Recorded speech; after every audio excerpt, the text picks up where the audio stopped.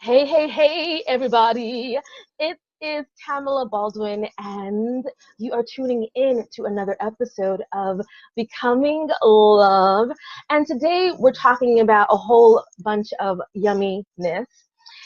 Primarily, I want to talk about how do you remain connected, anchored to your source when you are in the middle of your ish hitting the fan. I'm gonna say it. Your ish is hitting the fan. How do you, I guess, remain grounded through all of that? And today we're talking with an amazing woman. Her name is Leslie Karen Hammond, and she considers herself the empowering story whisperer. And she is going to help shape and shift and make this conversation come to life. So welcome, Leslie. Oh, thank you. I am so thrilled to be here. And you talk about shaking. I'm compelled to pull a rattle off the shelf here. And Oh, do it. Oh, one of my favorites. Yeah. Love it. So tell people, why do you call yourself the empowering story whisperer? It's a gift to be able to listen to someone telling me a piece of their story that has this vibration of disempowerment, and being able to take it and ever so slightly put a different spin on it where the eyebrows go up and I get a I never thought about it that way, so that they can eventually become empowered by that story instead of it being a hindrance. Okay, speaking of becoming empowered by your story, so we all go through crap, right? We all experience trauma, heartbreak, disappointment, but we sometimes can't possibly imagine that all of that crap is for our good and is helping us to, I guess, get us to where we need to be. So I guess you help with that. How can someone, I guess, believe that their ish is for their good? Yeah, and I love that. I've been hearing that ish come up more, so I'm going to start using that immediately. So thank you for that. Well, I think first of all, people need to feel that they're safe, because once someone goes through something, there's a barrier that gets built. I mean, I used to call myself a master mason because I was the queen of walling things off. Never wanted to go there. It was like I had Italian or French in my background, the master masons of the universe.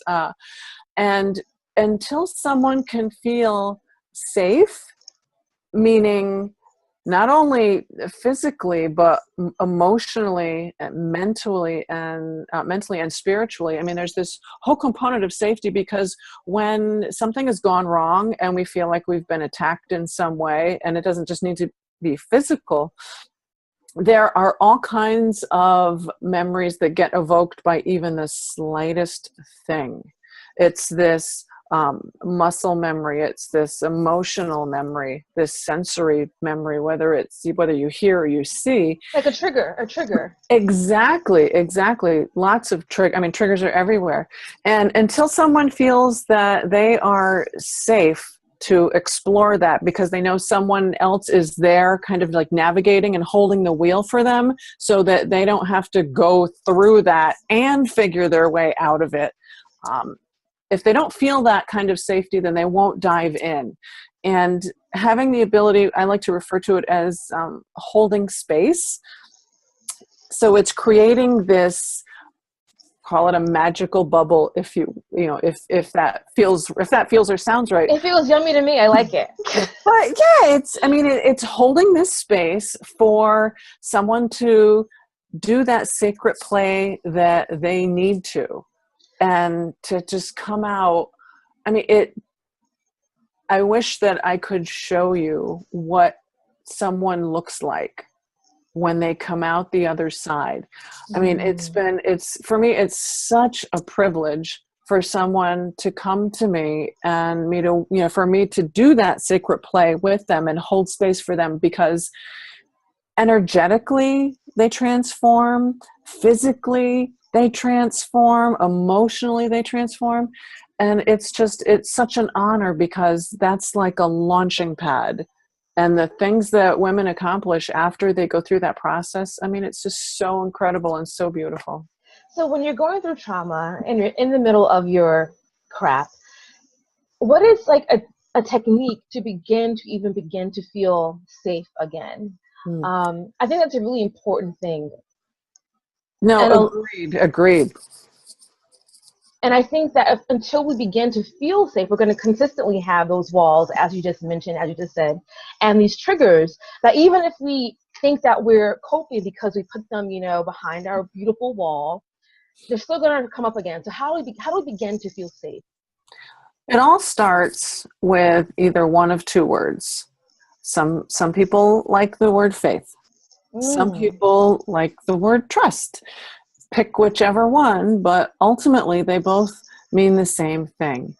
And in terms of both of those words, it's really having a visceral belief.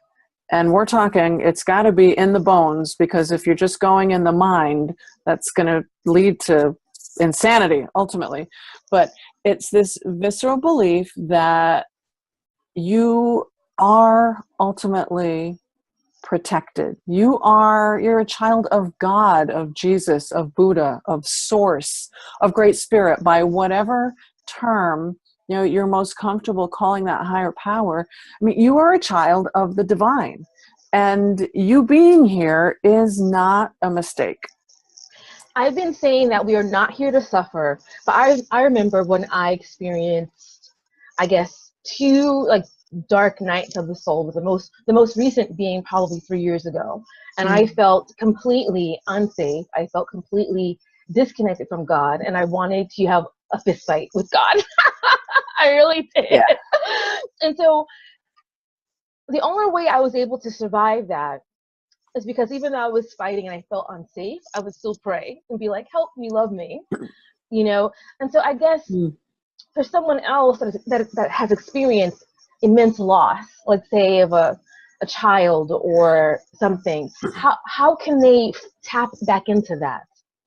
Well, and thank you for bringing that up, because particularly with such loss that doesn't make sense, like that of a child, it's helpful to believe, or at least entertain before you get to that belief stage, that every person who comes into physical form has a higher self, has a soul that made an agreement before they took this physical form. So they knew in advance, they signed up for it, they agreed to come into the body they were about to occupy.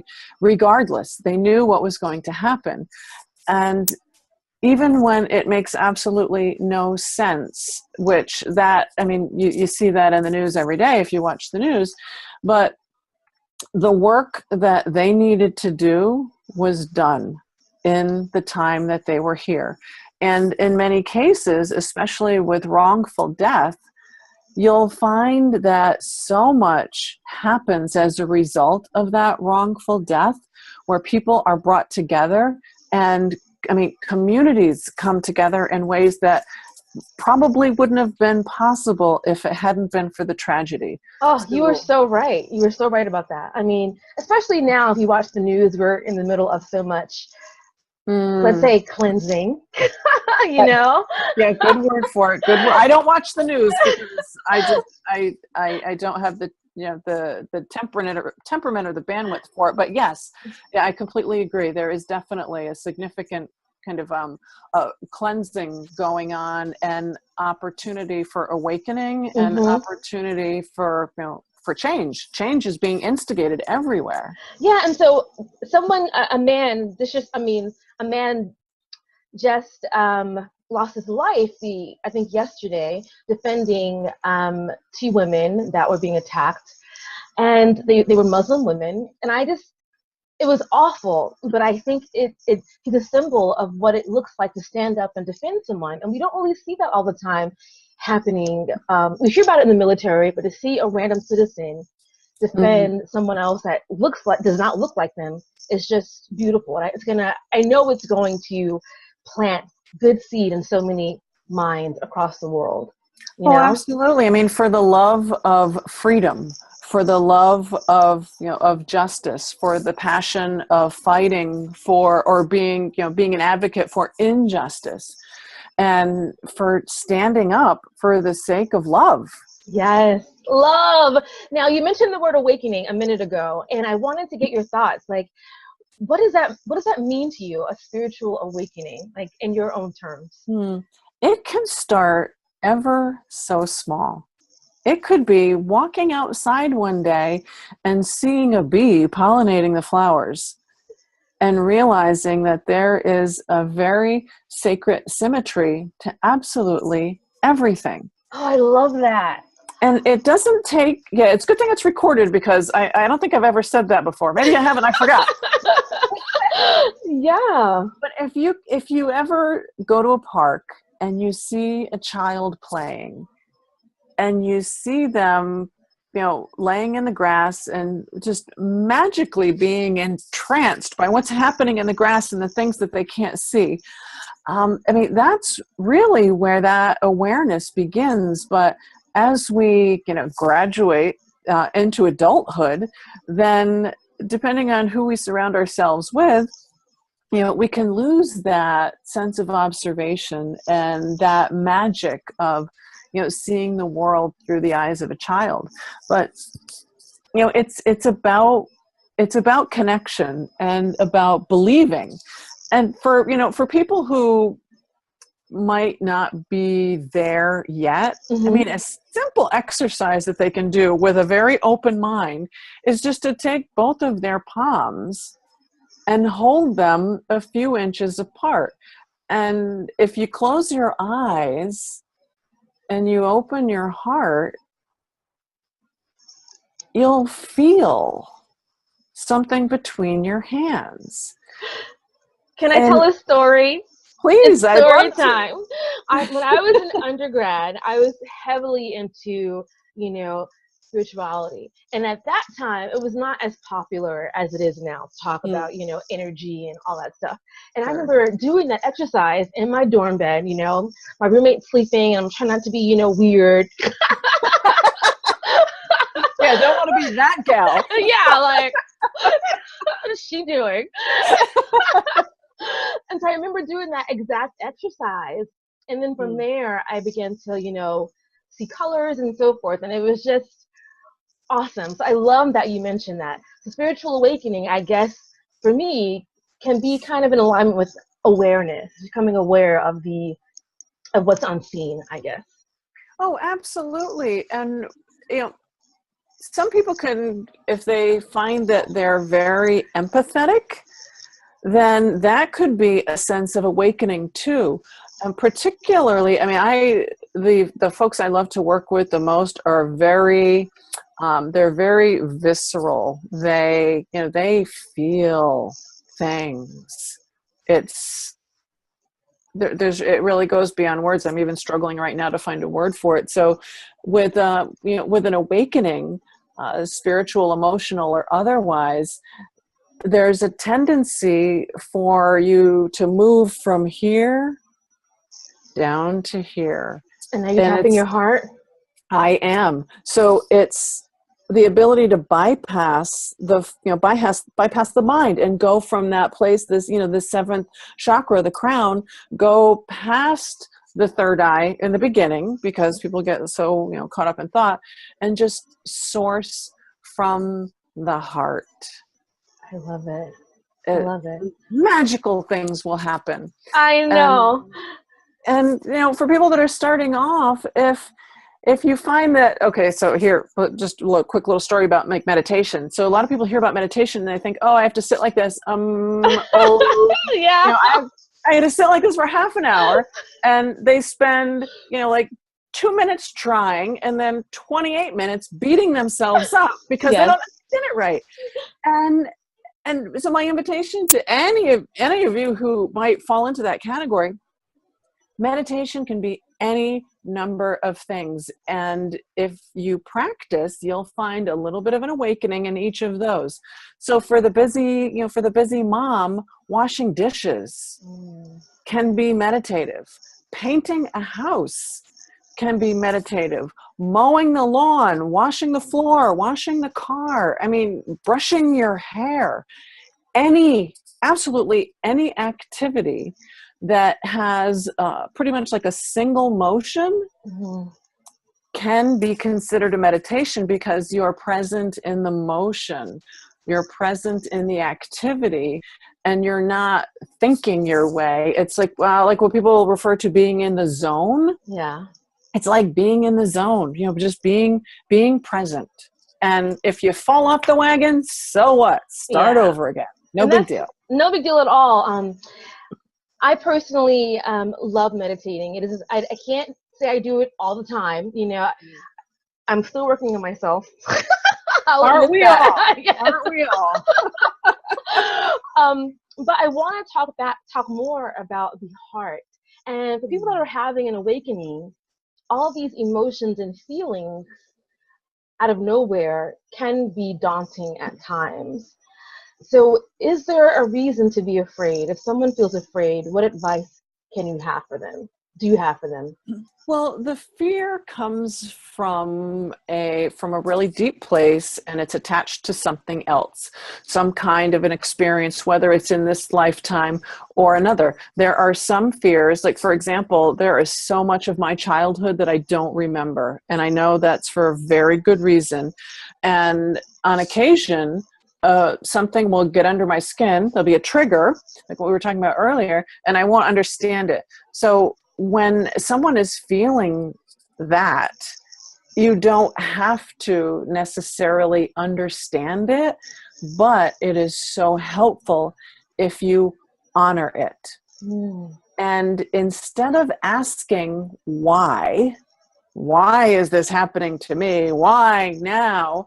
Instead of asking why, ask how. How am I meant?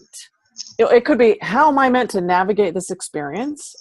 Or how am I meant to learn from this? How can I grow from this? How can I help other people? How can I put a stop to this cycle in my family? How can I get to the bottom of this so it doesn't happen like this again? I love that. So sometimes when we think of spiritual awakening, we think of, the love part, the feeling magical part.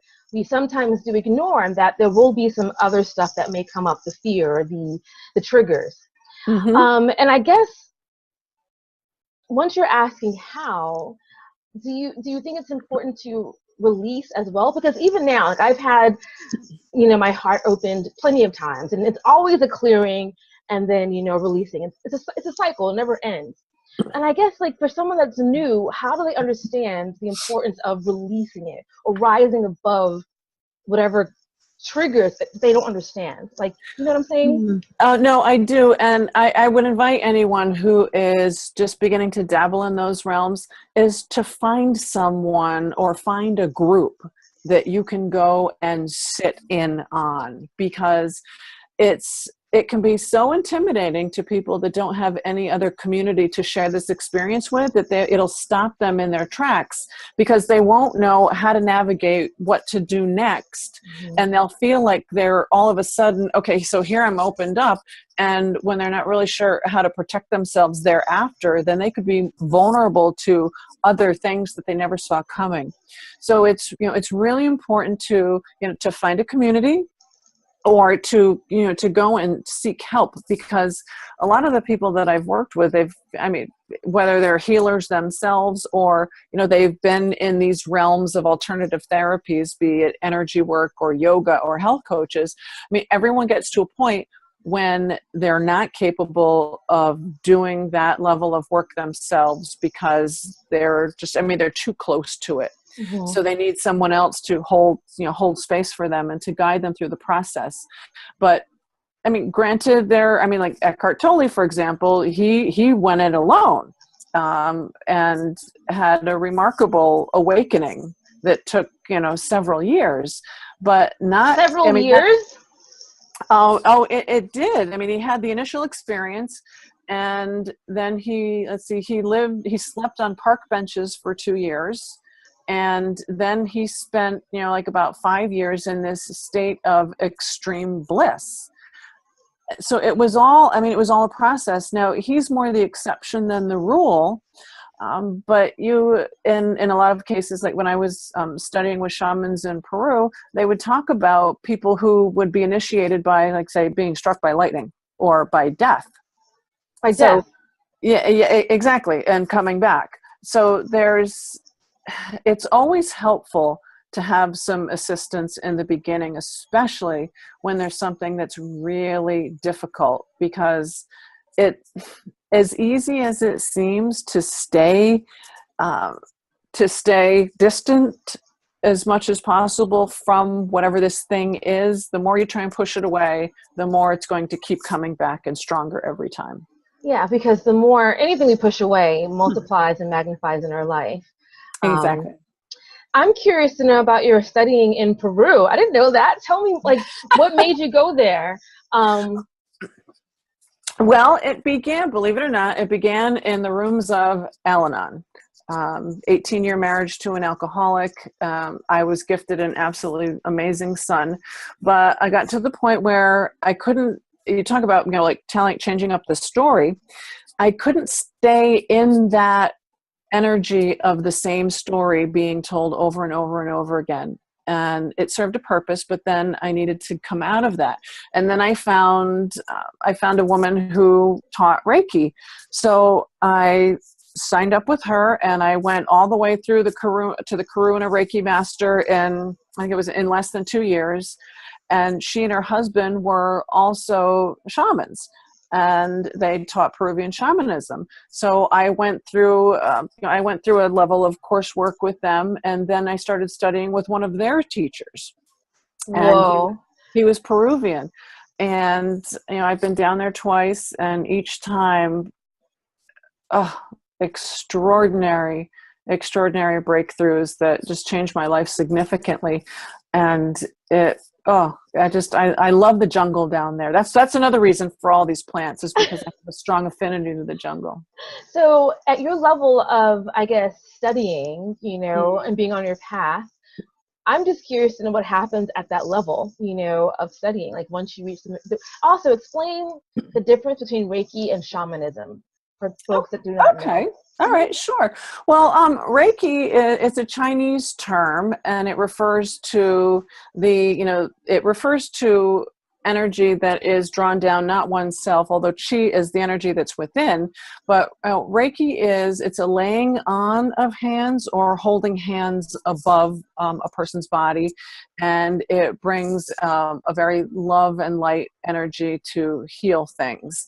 It goes across all time and space. I always thought I would write a book called, like Reiki, like spaghetti, 1,000 different ways that you can, like you can do anything with pasta. Reiki is the same thing. I mean, there's no limit to what you can do with it. I found that it's a much more gentle way to approach things, but you can heal things in the past and the present and even send it to the future. And I find that nowadays, I very rarely use that. It's probably one of the least things that I call on. Shamanism is a connection to and an understanding on a very deep level, a visceral level, that everything has an essence to it.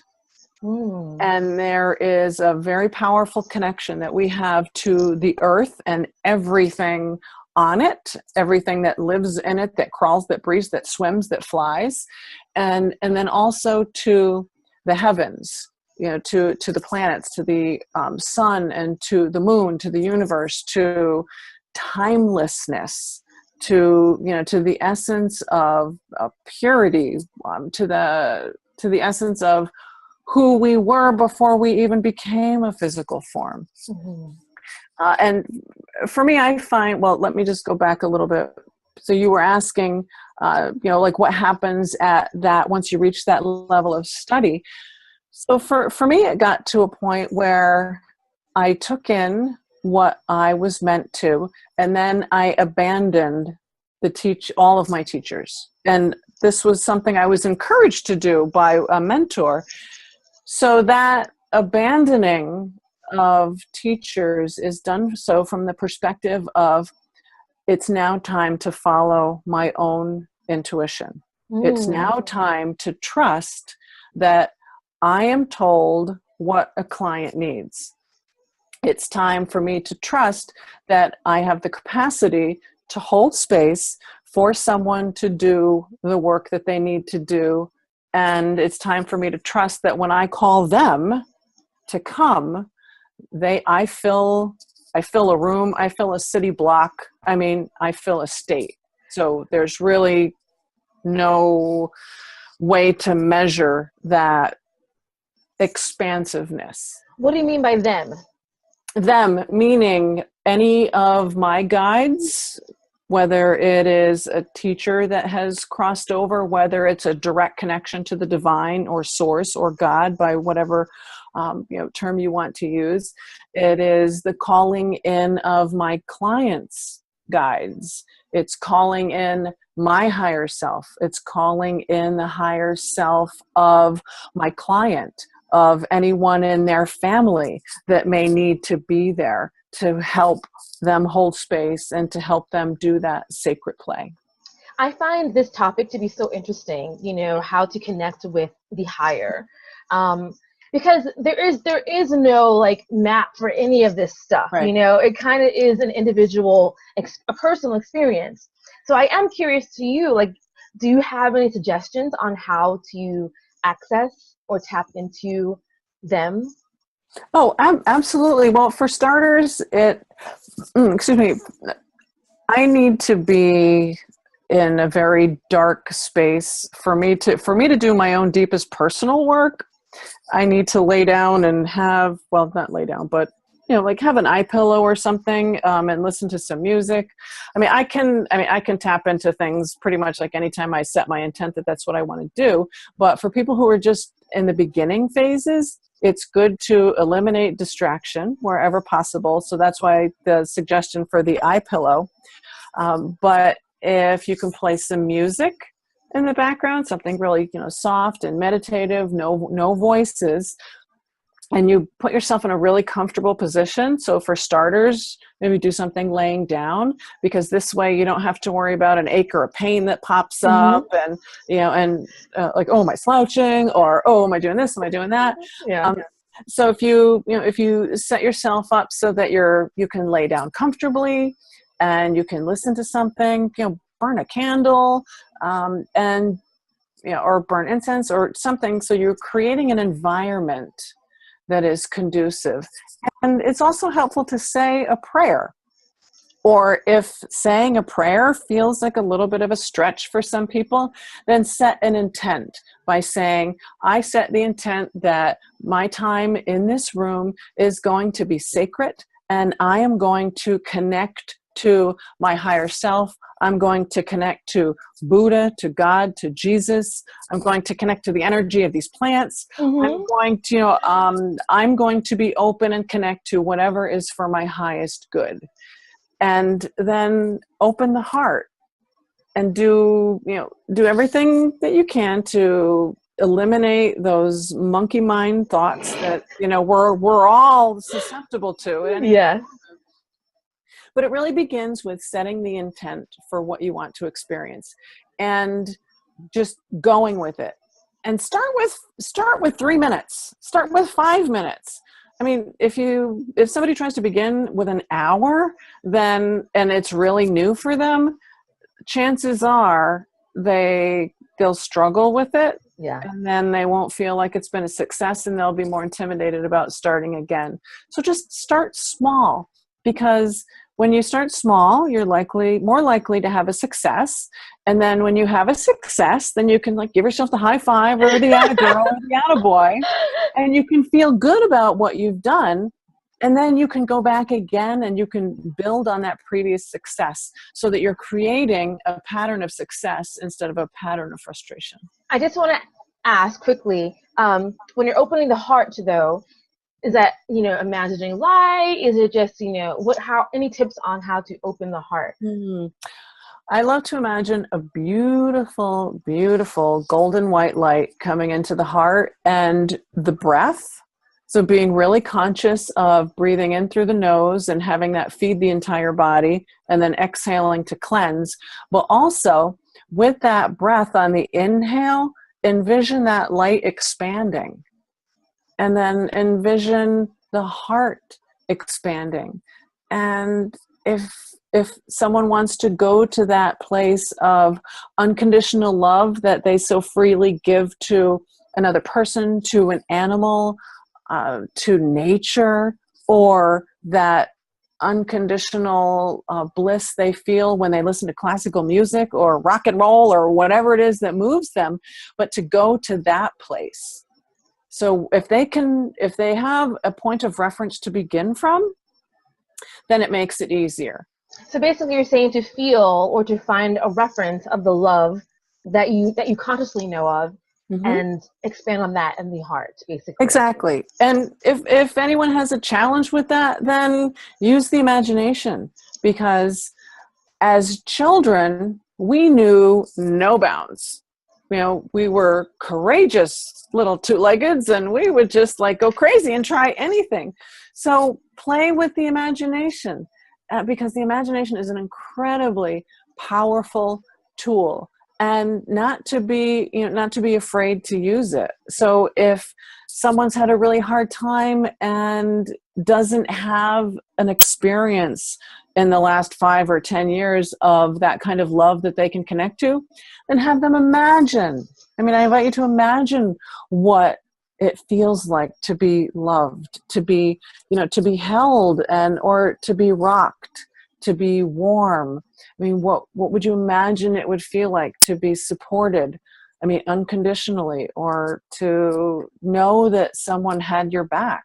Yes.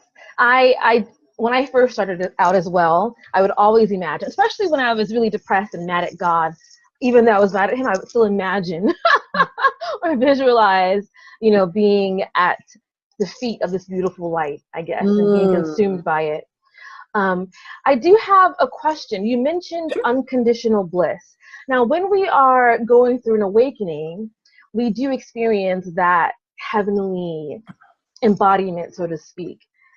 Now, some would say that's God, coming into the body. Others say it's the higher self, or the union of the soul, mm-hmm. or even like the divine masculine feminine. What do you think it is? Well, therein lies the rub. It's not a thinking thing. Yeah, you're right. You know what? You're right.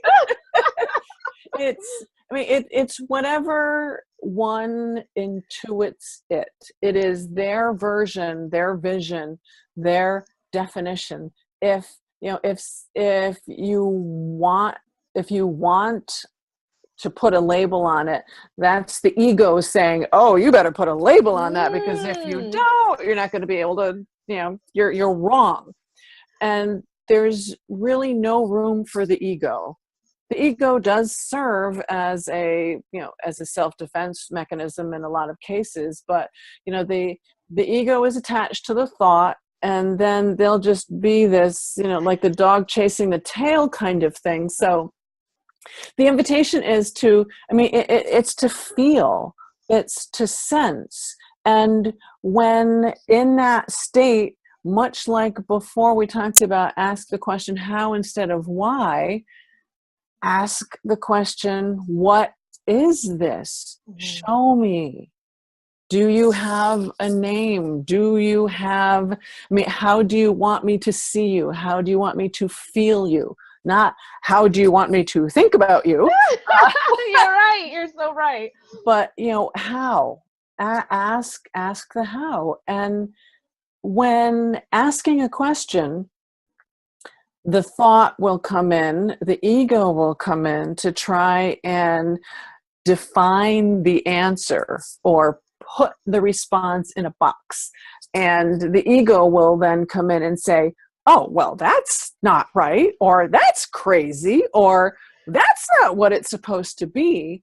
Well, play or imagine for a moment that piece of the mind, that ego, that it's on vacation, or send it out for an ice cream or a hamburger or whatever. Yeah. You know, Yeah. send it to the movies, and just like swim in the presence of whatever that is. And when you ask, know that you'll get whatever you're ready for in that moment. I And then love next that. time you ask, you'll be in a different space. So, I mean, each of us are in a different space than we were when we first got on the line together. So every moment we are transforming, every conversation, every interaction, we are always showing up as another version of ourselves. So when asking that question of how or what, every time we'll be receiving an answer from a different place. I love that. I love that. Because it is about feeling as opposed to being so wrapped up in labels. And that can be a misstep for people that Mm, are, you know, starting out and learning and growing, trying to define and put it in a box rather than focusing on the love. You know, you mentioned exactly. the two. I know we're running out of time. This is whatever. I don't care. I'm good. I'm Okay, you're good. good. You're good. Okay, I won't keep you too much longer. Okay. No worries. No worries. You mentioned the two things that caught my attention. You said initiation when you're in Peru. That's something I haven't really had a chance to talk to anyone about. Can you Mm. elaborate as to what you meant by initiation? You don't have to get too deep, just a little something. Well, for me, there are rites of passage. So I invite people to take a look at the milestones in their life as a rite of passage and celebrate it. Mm. Because we don't do that as a society here. In many other countries, we do. In all of the training that I've gone through, there has been an initiation or a rite of passage. To go back to the very beginning, I mean, my next rite of passage after birth was, the car accident when my mother was killed and my life was spared. And it took me a long time before I fully understood that and before I saw how all those pieces came together. So everyone goes through that rite of passage that awakens them to their mission, or what their work is in the world. Everyone is awakened to that in a different way. And some people who choose to ignore the call then expect something. Expect something, because eventually it'll be the equivalent of the spiritual 2x4 upside the head. Oh my gosh. A lot of us, I don't know about everyone, there is a call. And what is the call? It's an invitation to what?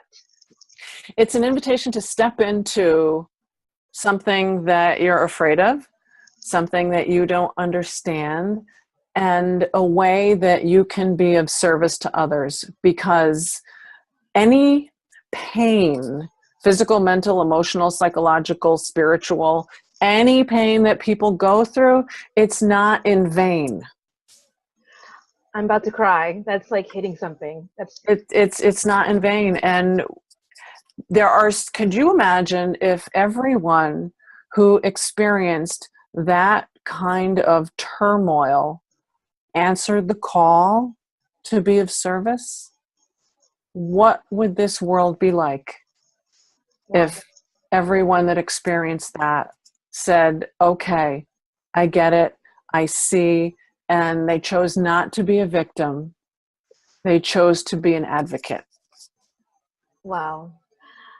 On that note, I feel like we should end because that was beautiful and just powerful.